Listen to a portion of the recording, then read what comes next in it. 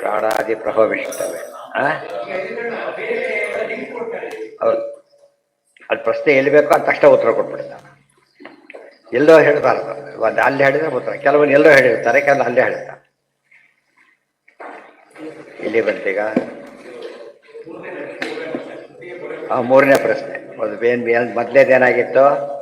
ಸೃಷ್ಟಿ ಬಗ್ಗೆ ಕೇಳಿದ್ರು. ಎರಡನೇದೇನು ಕೇಳಿದ್ರು? ಯಾರು ಧಾರಕರು ಅಂತ ಕೇಳಿದ್ರು. ಮೂರನೇ ಪ್ರಶ್ನೆ ಕೇಳ್ತಾರೆ. ಮೂರನೇ ಪ್ರಶ್ನೆ ಏನೀಗ? ಸರ್ವಭೂತಾಂತರಾತ್ಮ ಇಂದ್ರಿಯೇಭ್ಯ ಪರೋ ಯಾವುದಿದು? ಕಾಠಕ. ತೃತೀಯ ಪ್ರಶ್ನೆ. ಅಥ ಹೈನಂ ಕೌಶಲ್ಯಶ್ಚ ಆಶ್ವಲಾಯನಃ ಪಪ್ರಚ್ಛ ಭಗವನ್ ಕುತ ಏಷ ಪ್ರಾಣೋ ಜಾಯತೆ ಕಥಮಾಯಾತಿ ಅಸ್ಮಚ್ಛರೀರೆ ಆತ್ಮಾನಂ ವಾ ಪ್ರವಿಭಜ್ಯ ಕಥಂ ಪ್ರತಿಷ್ಠತೆ ಕೇನ ಉತ್ಕ್ರಮತೆ ಕಥಂ ಬಾಹ್ಯಮಭಿಧತ್ತೆ ಕಥಂ ಆಧ್ಯಾತ್ಮಮಿತಿ. ಈಗ ಪ್ರಾಣದೇವರ ಬಗ್ಗೆ ಕೆಲವು ಪ್ರಶ್ನೆಗಳು. ಅಥ ಹೈನಂ ಕೌಶಲ್ಯ. ಅವರೆಲ್ಲ ಮುಂದಿನ ಪ್ರಶ್ನೆ ಕೇಳಬೇಕಾದ್ರೆ ಜೊತೆ ಕೂತಿದ್ದಾರೆ. ಒಬ್ಬರಾದ ತಕ್ಷಣ ಅವರು ಆ ಲಿಂಕ್ ಇಟ್ಕೊಂಡು ಮುಂದೆ ಪ್ರಶ್ನೆ ಕೇಳ್ತಾರೆ. ಗೊತ್ತಾಯ್ತಾ? ಆಮೇಲೆ ಬಂದರೆ ಪ್ರಶ್ನೆ ಬರೋದಿಲ್ಲ. ಆಗ ಅಲ್ಲೇ ಇರೋದು. ಜಯಂತಿಯರು ಕೂಡ 9 ಜನ ಹೇಳ್ತಾರೆ, 6 ಜನ ಹೇಳ್ತಾರೆ. ಇಷ್ಟೇ ಡಿಫರೆನ್ಸ್. ಅಲ್ಲಿ ಪ್ರಶ್ನೆ ಕೇಳೋರು ಒಬ್ಬ, ಉತ್ತರ ಕೊಡೋರು ಬೇರೆ. ಇಲ್ಲಿ ಉತ್ತರ ಕೊಡೋರು ಒಬ್ಬ, ಪ್ರಶ್ನೆ ಕೇಳೋರು ಬೇರೆ. ಈ ವ್ಯತ್ಯಾಸ ಇದೆ. ಅಲ್ಲಿ 9, ಇಲ್ಲಿ 6. ಅರ್ಥ ಆಯ್ತಾ? ಅದರಲ್ಲಿ ಈಗ ಪ್ರಶ್ನೆ ಅಲ್ಲ ಅದು ಅದನ್ನು ಹೇಳಿದ ಜಾಯಂತೆ ಋಷಿ ಬೇರೆ. ಋಷಿ ಇವರು ಅದು ಕೇಳ್ಬೇಕಾದ್ರೆ ಬೇರೆ ಹೇಳಿಬಿಟ್ರು ಅಲ್ಲ ಅಂತ ಹೇಳಿದರು. ಆ ಋಷಿ ಹೇಳಬೇಕಾದ್ರೆ ಅವ್ರು ಇದನ್ನು ಮಾಡಿಕೊಡ್ತಾರೆ. ಇಲ್ಲೇ ಇದೆ ನೋಡಿ. ಇಲ್ಲಿ ಆರಂಭ ಹೇಳ್ತಾರೆ. ಎಲ್ಲಿ ಬಂದರು ಅವರೀಗ? ಸಮಿತ್ ಪಾಣಯೋ ಭಗವಂತಂ ಪಿಪ್ಪಲಾದಮುಪಸನ್ನಾಹ ನಮೋ ಭಗವತೆ ತಸ್ಮೈ. ಅದಾಗಿತ್ತು. ಅದಾದ ಮೇಲೆ ತಾನ್ ಹಸುವಾಚ ಭೂಯೇವ ತಪಸ ಬ್ರಹ್ಮಚರ್ಯಣ ಅಂತ ಹೇಳ್ಬೇಕಾದ್ರೆ ಗುರುತು ಹೇಳಿಲ್ಲ ಅದನ್ನು. ಅವ್ರು ಉಪನಿಷತ್ತಿನಲ್ಲಿ ಬಂದ ಪಿಪ್ಪಲಾದರಲ್ಲ ಅವರು. ಇವ್ರು ಯಾರು? ಇವರು ಕವಿ ಅಂತರಿಕ್ಷ ಕವಿ ಹರಿ ಅಂತರಿಕ್ಷ ಪ್ರಬುದ್ಧ ಪಿಪ್ಪಲಾಯನ. ಪಿಪ್ಪಲಾದರಲ್ಲ ಅವರು, ಪಿಪ್ಪಲಾಯನರು. ಅರ್ಥ ಆಯ್ತಾ? ಪಿಪ್ಪಲಾಯನರು, ಪಿಪ್ಪಲಾದರಲ್ಲ. ಜಾಯಂತಿಯರಲ್ಲಿ ಬಂದಿರೋದು ಯಾರು? ಪಿಪ್ಪಲಾಯನ. ಇವರು ಪಿಪ್ಪಲಾದ. ಇವರು ಹಾಗಿದ್ದರೆ ರಾಮಾಚಾರ್ಯ ರಾಮರಾವ್ ಏನಾಗುತ್ತೆ? ಈಗ ಎಷ್ಟು ವ್ಯತ್ಯಾಸ ಆಗುತ್ತೆ? ವ್ಯಕ್ತಿನೇ ಬೇರೆ ಆಗಿಬಿಡ್ತಾನೆ. ರಾಮ ಅಂತ ಹೆಸರಿರ್ಬೋದು, ವ್ಯತ್ಯಾಸ ಆಗಲಿಲ್ಲ. ಅಥವಾ ಇಬ್ಬರು ಒಂದೇನೆ, ಇನ್ಷಿಯಲ್ಸ್ ಬೇರೆ.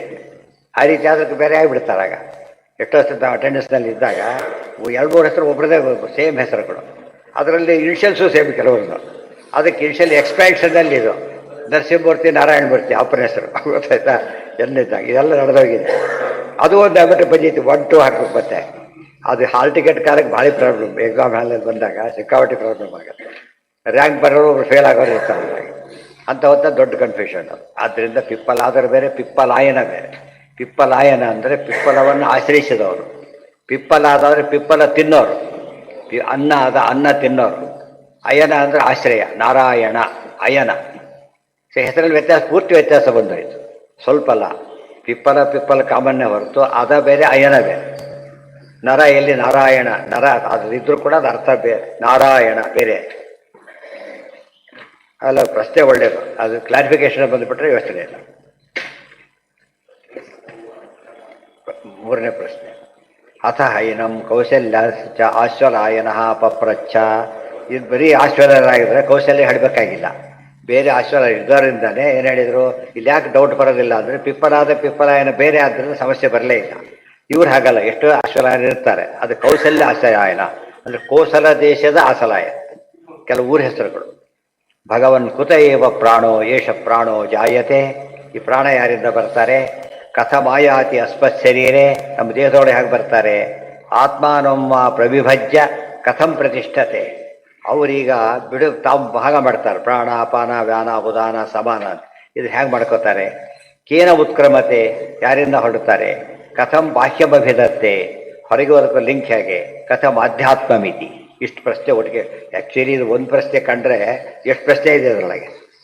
ಪ್ರತಿ ಪ್ರಶ್ನೆಯಲ್ಲೂ ಏನು ಸೇರ್ಕೊಂಡಿದೆ? ಉಪಪ್ರಶ್ನೆಗಳಿವೆ. Main question ಸಾರೇ. ಆದರೆ ABCD ಇದ್ದಾಗೆ ಮಧ್ಯೆ ಅನೇಕ ಪ್ರಶ್ನೆ ಕೇಳ್ತಾರೆ. ತಸ್ಮೈ ಸಹೋವಾಚ ಅತಿ ಪ್ರಶ್ನಾನ್ ಪೃಚ್ಛಸಿ ಬ್ರಹ್ಮಿಷ್ಠೋಸಿ ತಸ್ಮಾತ್ತೇಹಂ ಬ್ರವೀಮಿ ಆತ್ಮತೇಷ ಪ್ರಾಣೋ ಜಾಯತೆ ಯಥೈಷಾ ಪುರುಷೇಚ್ಛಾಯ ತಸ್ಮಿನ್ ಏತದಾತತಂ. ಅವ್ರು ಹೇಳ್ತಾರೆ ತಸ್ಮೈ ಸ ಹೋವಾಚ ಅತಿ ಪ್ರಶ್ನಾನ್ ಪೃಚ್ಛಸಿ. ಭಾರಿ ದೊಡ್ಡ ದೊಡ್ಡ ಪ್ರಶ್ನೆ ಕೇಳ್ತಾ ಇದ್ದೀಯಪ್ಪ ಅಂತ ಹೇಳ್ತಾರೆ. ಭಾಳ ದೊಡ್ಡ ದೊಡ್ಡ ಪ್ರಶ್ನೆ ಕೇಳ್ತಾ ಇದ್ದೆ, ಆದರೆ ನೀನು ಬ್ರಹ್ಮಿಷ್ಠೋಸಿ, ನೀವು ಭಾಳ ಬ್ರಹ್ಮನ್ ತಿಳಿದವನಾದ್ರಿಂದ ಉತ್ತರ ಕೊಡ್ತೇನೆ. ಕೆಲವು ಉತ್ತರ ಕೊಡೋದಿಲ್ಲ ಅಂತ ಹೇಳ್ಬಿಡ್ತಾನೆ. ಅಂತ ಪ್ರಶ್ನೆ ಕೇಳಬಾರ್ದು ಅಂತ ಹೇಳ್ತಾರೆ. ಕೆಲವು ಪ್ರಶ್ನೆ ಕೇಳಲೇಬಾರದು, ಕೆಲವು ಪ್ರಶ್ನೆ ನೀನು ಕೇಳೋ ಪ್ರಶ್ನೆಗಳಲ್ಲ. ಇಲ್ಲಿ ಹಾಗಲ್ಲ, ಹೇಳ್ತಾ ಇದ್ದೆ ಬ್ರಹ್ಮಜ್ಞಾನಿ ಆದ್ದರಿಂದ ಹೇಳ್ತಾ ಇದ್ದೇನೆ ನಾನು, ಇದು ಹೇಳ್ತಿರಲಿಲ್ಲ ಅಂತ ಅರ್ಥ. ತಸ್ಮಾತ್ತೇಹಂ ಬ್ರವೀಮಿ ಆತ್ಮತೇಷ ಪ್ರಾಣೋ ಜಾಯತೆ. ಈ ಪ್ರಾಣ ಕೂಡ ಯಾರಿಂದ ಬಂದಿರೋದು? ಪ್ರಾಣಾದ್ವಾಯು ರಜಾಯತ, ಪರಮಾತ್ಮನಿಂದಲೇ ಹುಟ್ಟಿ ಬಂದಿರೋದು. ಯಥೈಷಾ ಪುರುಷೇಚ್ಛಾಯಾತ್ ಏತಸ್ಮಿನ್ನೇತದಾತತಂ. ಪುರುಷನ ನೆರಳು ಹೇಗೋ, ನೆರಳು ಹೇಗೆ, ನೆರಳು ಅಂದರೆ ಪ್ರತಿಬಿಂಬ ಅಂತ ಅರ್ಥ. ಪ್ರತಿಬಿಂಬ ಅಂದರೆ ಏನು ಬಿಟ್ಟಿರ್ಲಿಕ್ಕಾಗೋದಿಲ್ಲ, ಅದೇ ರೀತಿಯೇ ಪ್ರಾಣದೇವರು ದೇವರು ಬಿಟ್ಟಿರ್ಲಿಕ್ಕಾಗೋದಿಲ್ಲ. ಇದು ಅಷ್ಟು ಇದಿದೆ. ಆದರೆ ದೇವರು ಪ್ರಾಣದೇವರು ಬಿಟ್ಟಿರ್ತಾರೆ. ಬಿಂಬ ಇರಲಿಕ್ಕೆ ಪ್ರತಿಬಿಂಬ ಇರಬೇಕಾಗಿಲ್ಲ. ಪ್ರತಿಬಿಂಬ ಇರಲಿಕ್ಕೆ ಯಾರು ಬೇಕು? ಅದು ಇದು ನಿಯಮ. ಆ ದೃಷ್ಟಿಯಲ್ಲಿ ಪ್ರಾಣನ ಮಹಿಮೆ ಇದೆ. ಅದು ಉಳಿದವನ್ನ ಅವಲಂಬಿಸಿಲ್ಲ. ಲಕ್ಷ್ಮೀನಾರಾಯಣ ಬಿಟ್ಟು ಯಾರ ಅವಲಂಬನೆ ಇವರಿಗಿಲ್ಲ.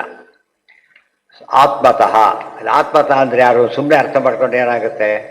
ಪರಮಾತ್ಮ ಆತ್ಮತಃ ಜಾಯತೆ. ಸ್ವಯಂ ಹೋದ್ರೆ ತಾನೇ ಅಂತ ಅರ್ಥ. ಇಲ್ಲಿ ತಾನೇ ಅಲ್ಲ, ಪರಮಾತ್ಮತಃ ಅಂತ ಮಾಡಬೇಕು. ಪ್ರಾಣ ಆತ್ಮತಃ ಪರಮಾತ್ಮತಃ. ಅಷ್ಟು ಬಿಡಿಸಿದ್ರೆ ಇನ್ನೇನು ಭಾಷೆ ಇಲ್ಲ, ಮುಗಿದೋಯ್ತು. ಉಪನಿಷತ್ ಮನೋಕೃತೇನ ಅದೇ ತಾನೆ, ಮನೇ ಕೃತೇನ ಆಯಾತಿ ಆಯಾತ್ಮ ಹೋಗ್ಬಿಟ್ಟಿದೆ. ಆಯಾತಿ ಅಸ್ಮಿನ್ ಶರೀರೇ ಯಥಾ ಸಮ್ರಾಟ್ ಏವ ಅಧಿಕೃತಾನ್ ವಿನಿಯುಂಕ್ತೆ ಏತಾನ್ ಗ್ರಾಮಾನ್ ಅತಿಷ್ಠಸ್ವ ಏತಾನ್ ಗ್ರಾಮಾನ್ ಅತಿಷ್ಠಸ್ವ ಇತಿ ಏವಮೇವ ಏಷ ಪ್ರಾಣ ಇತರಾನ್ ಪ್ರಾಣಾನ್ ಪೃಥಕ್ ಪೃಥಗೇವ ಸನ್ನಿಧತ್ತೆ. ಒಬ್ಬ ಸಮ್ರಾಟ್ ಚಕ್ರವರ್ತಿ ಇದ್ದಾನೆ. ಸಾಮಂತರಾದ್ರನ್ನ ಅಪಾಯಿಂಟ್ ಮಾಡ್ತಾನೆ. ಈ ದೇಶಕ್ಕೋ ಈ ದೇಶಕ್ಕೋ ಎಲ್ಲ ಕಡೆ ಅಪಾಯಿಂಟ್ಮೆಂಟ್ ಆರ್ಡರ್ ಕೊಟ್ಟು, ಪ್ಲೇಸಿಂಗ್ ಬೇರೆ ಅಪಾಯಿಂಟ್ಮೆಂಟ್ ಬೇರೆ ಕೊಡ್ತಾರಲ್ಲ. ಆ ರೀತಿಯಲ್ಲಿ ಇದು ಹತ್ತಿರ ಬಾಂಡಲಿಕರನ್ನು ಅಪಾಯಿಂಟ್ ಮಾಡೋ ಹಕ್ಕು ಯಾರದು? ಚಕ್ರವರ್ತಿದು. ಪರಮಾತ್ಮ ಚಕ್ರವರ್ತಿ ಆದ್ದರಿಂದ ಅವ್ರು ಯಾರನ್ನು ಹೇಳ್ತಾರೆ? ಪ್ರಾಣ ನಿಯಮನ ಮಾಡ್ತಾನೆ. ಆ ಪ್ರಾಣದೇವರು ಅವ್ರ ಆದೇಶದಂತೆ ಮಾಡ್ತಾರೆ. ನೀವು ಹೇಳೋದು ಪರಮಾತ್ಮ, ಮಾಡೋದು ಇವರು. ಏನು ಮಾಡಬೇಕು ಅವರೀಗ? ಪ್ರಾಣ ಶಬ್ದಕ್ಕೆ ಎರಡರ್ಥ ಮತ್ತೆ ಇದೆ. ಪ್ರಾಣಗಳ ನಿಯಮನ ಮಾಡಬೇಕಾದ್ರೆ ಇಂದ್ರಿಯಗಳು ಅಂತ ಒಂದರ್ಥ, ಪ್ರಾಣ ಅಪಾನ ವ್ಯಾನ ಉದಾನ ಸಮಾನ ಇದು ಒಂದರ್ಥ. ಪ್ರಾಣ ಎಲ್ಲಿರಬೇಕು, ಅಪಾನ ಎಲ್ಲಿರಬೇಕು, ವ್ಯಾನ ಎಲ್ಲಿ, ಉದಾನ ಎಲ್ಲಿ, ಸಮಾನ ಎಲ್ಲಿ, ಆಯಾ ಪ್ಲೇಸಿಂಗ್ ಗೊತ್ತಾಗಬೇಕು. ಆಗ ಪ್ರಾಣಾಯಾಮದ ಅರ್ಥ ಗೊತ್ತಾಗುತ್ತೆ. ಪ್ರಾಣ ಎಲ್ಲಿದೆ, ಅಪಾನ ಎಲ್ಲಿದೆ, ವ್ಯಾನ ಎಲ್ಲಿ, ಉದಾನ ಎಲ್ಲಿ, ಸಮಾನ ಎಲ್ಲಿ, ಅದೆಲ್ಲ ಹೇಳ್ತಾರೆ. ಈಗ ಅದೇ ನಮಗೆ ಗೊತ್ತಾಗುತ್ತೆ ಕರೆಕ್ಟಾಗಿ. ಅದು ಪ್ರಾಣಾಯಾಮದಿಂದ ಏನು ಉಪಯೋಗ, ಎಲ್ಲೆಲ್ಲಿ ಏನೋ ಡಿಸ್ಟರ್ಬ್ ಆಗಿದೆ ಸರಿ ಮಾಡ್ಕೋಬೋದು.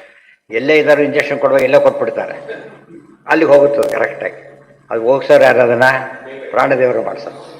ಇದು ಪ್ರಾಣದೇವರು ಮಾಡ್ತಾರೆ, ದೇವರ ಅಪ್ಪಣೆ ಅಂತ ಮಾಡ್ತಾರೆ. ಒಳಗಿದ್ದ ಕೆಲಸ ಮಾಡೋದು ಮತ್ತೆ ಪರಮಾತ್ಮನೇ, ಬೇರೆ ಯಾರು ಸ್ವತಂತ್ರ ಕೆಲಸ ಮಾಡಲಿಕ್ಕೆ ಸಾಧ್ಯ ಇಲ್ಲ. ಅದನ್ನು ಹೇಳ್ತಾರೆ. ವಿಷ್ಣೋರ್ವಾಯು ಸಮುತ್ಪನ್ನೋ ವಾಯೋ ಸರ್ವಾಶ್ಚ ದೇವತಾ ಪ್ರಾಣಾದ್ಯಾಸ್ತಾನ್ನಯನ್ ಪ್ರಾಣ ಆಜ್ಞಾಪೈತಿ ರಾಜವತ್ ಸ್ವಯಂಚ ಪಂಚರೂಪ ಸನ್ ತದ್ಯಾತ್ ಮೋಕ್ಷಾಧಿಕಂ ಪ್ರಭು ಇತಿ ಪ್ರಭಂಜನೆ. ಒಂದು ಗ್ರಂಥ, ಪ್ರಭಂಜನ ಅಂತ ಒಂದು ಗ್ರಂಥದ ಹೆಸರು. ಆಯ್ತಾ, ತುಂಬ ಸತ್ ಕೋಟ್ ಮಾಡಿರ್ತಾರೆ. ಪ್ರಾಣಾದ್ಯಾಹ ತಾನ್ ನಯನ್ ಪ್ರಾಣ ಆಜ್ಞಾಪಯತಿ ರಾಜವತ್. ಮುಖ್ಯ ಪ್ರಾಣ ಪ್ರಾಣ, ಮುಖ್ಯ ಪ್ರಾಣನಿಗೂ ಪ್ರಾಣ, ಪ್ರಾಣಸ್ಯ ಪ್ರಾಣ ಪರಮಾತ್ಮ. ಸ್ವಯಂಚ ಪಂಚರೂಪ ಸನ್, ಅದಕ್ಕೆ ಪಂಚರೂಪ ವಾಸ್ತವ ಸಂಕರ್ಷಣ ಪ್ರದ್ಯುಮ್ನ ಅನಿರುದ್ಧ. ಇದು ನಾರಾಯಣ. ಒಟ್ಟೆಷ್ಟಾಯ್ತು ಅಲ್ಲಿಗೆ 5. ಇವರು ಪ್ರಾಣ ಅಪಾನ ವ್ಯಾನ ಉದಾನ ಸಮಾನ, ಇದು 5. ಈ ಪ್ರಾಣರಲ್ಲಿ 5 ಪ್ರಾಣ ರೂಪಗಳು, ಅವರೊಳಗೆ ಭಗವದ್ ರೂಪಗಳು. ಕೆಳಗೆ ಬಂದರೆ ವಾಯುದೇವ್ರ ಮಕ್ಕಳಿದ್ದಾರೆ, ಅವರು ಪ್ರಾಣಾಪಾನ.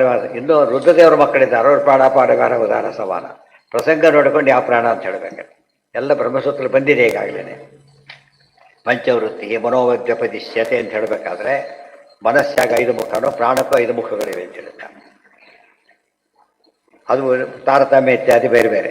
ವಿಷ್ಣೋರ್ವಾಯು ಸಮುತ್ಪನ್ನೋ ವಾಯೋ ಸರ್ವಾಶ್ಚ ದೇವತಾ ಪ್ರಾಣಾದ್ಯಾಸ್ತಾನ್ನಯನ್ ಪ್ರಾಣ ಆಜ್ಞಾಪೈತಿ ರಾಜವತ್ ಸ್ವಯಂಚ ಪಂಚರೂಪ ಸನ್ ದದ್ಯಾನ್ ಮೋಕ್ಷಾಧಿಕಂ ಪ್ರಭು ಇತಿ. ಅಷ್ಟು ಭಾಷ್ಯ. ಪಾಯೂಪಸ್ಥೆ ಅಪಾನಂ ಚಕ್ಷುಶ್ರೋತ್ರೇ ಮುಖನಾಸಿಕಾಭ್ಯಾಂ ಪ್ರಾಣ ಸ್ವಯಂ ಪ್ರತಿಷ್ಠತೆ ಮಧ್ಯೆ ತು ಸಮಾನಃ ಏಷ ಹಿ ಏತತ್ ಹುತಮನ್ನಂ ಸಮಂ ನಯತಿ ತಸ್ಮಾದೇತಾಹ ಸಪ್ತಾಶ್ಲಿಷೋ ಭವಂತಿ ಹೃದಯ ಶೇಷ ಆತ್ಮ. ಎಲ್ಲೆಲ್ಲಿದ್ದಾರೆ ಅಲ್ಲ ಹೇಳ್ತಾರೆ. ನಾಳೆ ನಾಳೆ ಅಂದರೆ ನಾಡಿದ್ದು ಎಲ್ಲೆಲ್ಲಿದ್ದು ಏನೇನು ಮಾಡ್ತಾರೋ ಅವರು ಹೇಳ್ತಾರೆ. ಇವೆಲ್ಲ ತಿಳ್ಕೊಂಡಷ್ಟು ಕೂಡ ಏನಾಗುತ್ತಾಗ ನಮ್ಮದೇ ದೇಹದ ಪರಿಚಯ ನಮಗಾಗುತ್ತೆ. ಇವತ್ತು ಹೊರಗಿನ ಡಾಕ್ಟ್ರಿ ಯಾವುದು ಕಾನ್ಸೆಪ್ಟೇ ಇಲ್ಲ, ಗೊತ್ತಾಯ್ತಾ? ನಿಜವಾಗಲೂ ಕೂಡ ಆಗ ಪ್ರಾಣ ಋಷಿಗಳಿಗೆ ಆರೋಗ್ಯದ ಪ್ರಶ್ನೆ ಬರ್ತಿದ್ದಿಲ್ಲ ಅವ್ರಿಗೆ. ಯಾತಕ್ಕೆ? ಪ್ರಾಣ ಎಲ್ಲ ಸೆಟ್ರೇಟ್ ಮಾಡಿಬಿಡ. ಪ್ರಾಣಾಯಾಮೈ ದಹೇ ದೋಷಾತ್ ಮನುಸ್ಮೃತಿ ಹೇಳ್ತಾರೆ. ಎಂಥ ದೇಹದ ದೋಷ ಇದ್ದರೂ ಕೂಡ ಪ್ರಾಣಾಯಾಮ ಸೆಟ್ರೇಟ್ ಮಾಡುತ್ತೆ ಅಂತ ಹೇಳಿ ಪ್ರಾಣಾಯಾಮ ಮಾಡ್ತಾರೆ. ತಪ್ಪು ಪ್ರಾಣಾಯಾಮ ಮಾಡ್ತಾರೆ, ಅದು ಮತ್ತೆ ವರ್ಕ್ ಆಗಲ್ಲ. ಕೆಲಸತ್ತೆ ರೋಗ ಜಾಸ್ತಿ ಆಗಿಬಿಡುತ್ತೆ. ಕೆಲಸ ಸರಿಯಾದ ಕ್ರಮದಲ್ಲಿ ಮಾಡಬೇಕು.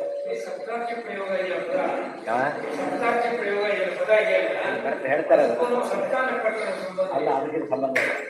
ಇದು ಬೇರೆ, ಅದು ಬೇರೆ. ಇದು ವಿಷಯಗಳಿದೆ.